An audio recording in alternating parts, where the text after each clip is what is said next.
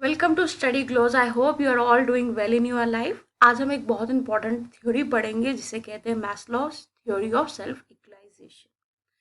अब ये थ्योरी इसलिए भी इम्पॉर्टेंट हो जाती है बहुत ज़्यादा बिकॉज ये आपका बीएड में भी आती है, साइकोलॉजी एज अ सब्जेक्ट में भी आती है।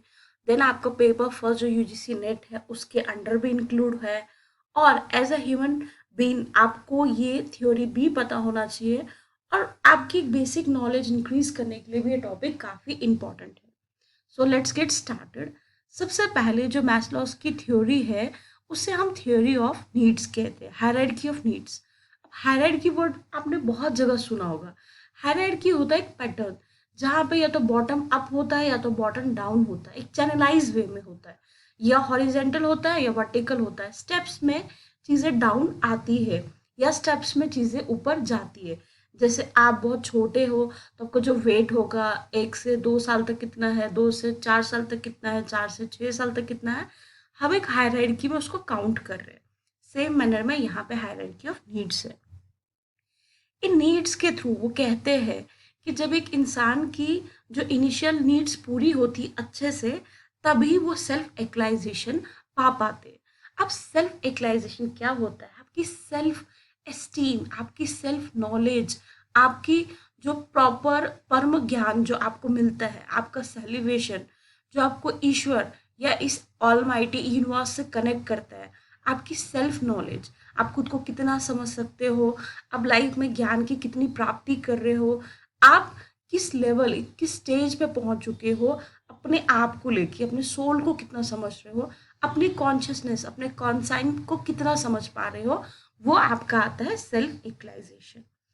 फर्स्ट जो हमारी होती है वो है फिजिकल नीड्स, जो तो हमें बहुत ज़रूरी है, उसके बिना हम सरवाइव नहीं कर पाएंगे। वो आता है आपका फूड, आपका खाना, आपका पानी, आपका शेल्टर, आपको गर्माहट, जैसे अगर गर्मी है, सर्दी है तो गर्मी, और सर्दी और बहुत ज़्यादा गर्मी है तो थोड़ा सा अच्छा मौसम, और नींद, उसके बिना आप अपनी लाइफ नहीं सोच सकते हो। देन आता है आपका सेफ्टी नीड्स, आपको सिक्योर एंड स्टेबल बनना। अब आप सोचो, भगवान ना करे आप में से कोई भी किसी ऐसी सिचुएशन में फंस जाता है जहाँ पे चीज़ें बहुत अनस्टेबल है, जहाँ यहाँ पे अर्थक्वेक आए हैं या वहाँ पे किसी भी पर्पस का डिस्ट्रक्शन क्रिएट हुआ है, लैंडस्लाइड्स हुए हैं, आप वहाँ पे रेस्टलेस रहोगे। आप हमेशा पैनिक रहोगे कि नेक्स्ट मोमेंट में हमारे साथ क्या होगा, कैसा होगा। आप हमेशा अफेयर्ड रहोगे, हमेशा डरे हुए रहोगे। तो सेफ्टी नीड्स में हमें क्या है कि हमें सबसे पहले खुद को फील करवाना है सिक्योर, स्टेबल एंड अनअफेयर्ड। फिर उसके बाद आ जाता है आपका physical. So these were our safety needs जो हमारे लिए इम्पोर्टेंट है। उसके बाद है लव एंड बिलोंगिंगनेस नीड्स। उसके बाद हमारे लिए जो इनिशियल है, अब देखो जो बेचारे बहुत गरीब लाइफ जी रहे हैं वो प्यार और बिलोंगिंगनेस की नीड को नहीं समझेंगे, बिकॉज उनकी जो फिजिकल नीड्स है, जो उनकी सबसे पहले खाना भूख है, वो चीज़ें ही पूरी नहीं हो रही है, वो सेकेंड लेवल पे आएंगे ही नहीं।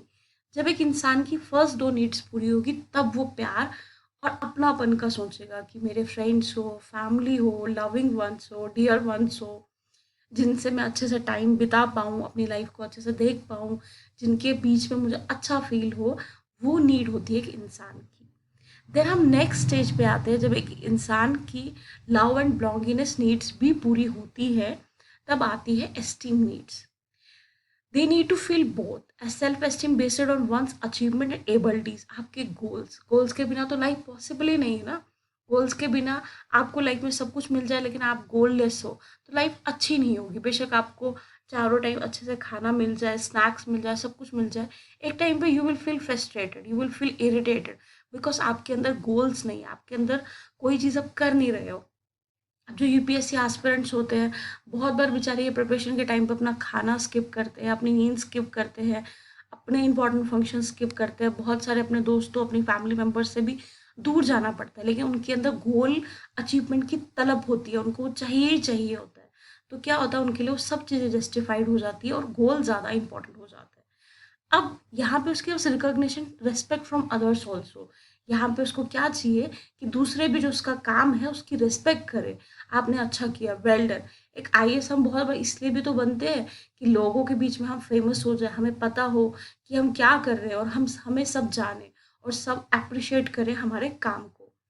इसके बाद जब एक इंसान की बेसिक नीड्स पूरी हो जाती है, चारों की चारों उसकी ये अभी तक, फिर वो सेल्फ एक्चुअलाइजेशन पे आ जाता है, जो अल्टीमेट, जो हमारी लाइफ का एक अल्टीमेट एम है, हमारी लाइफ का एक मकसद है। The need to purpose and fulfil one's unique potentialities.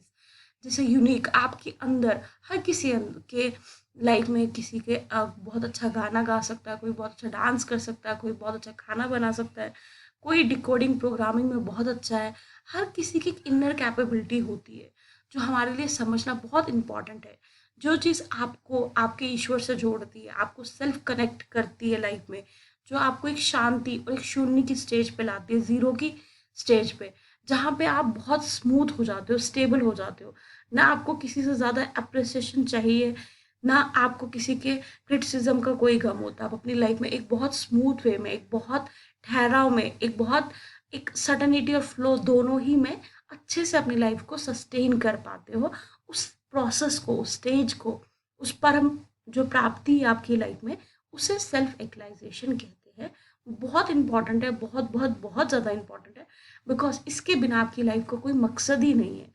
सिर्फ खाना खाना, एक अच्छा घर बनाना, अच्छे कपड़े पहनना हम ह्यूमन बींग्स का ये कर्तव्य नहीं है, मतलब फ़र्ज़ नहीं है, हमारा यही एक काम नहीं है।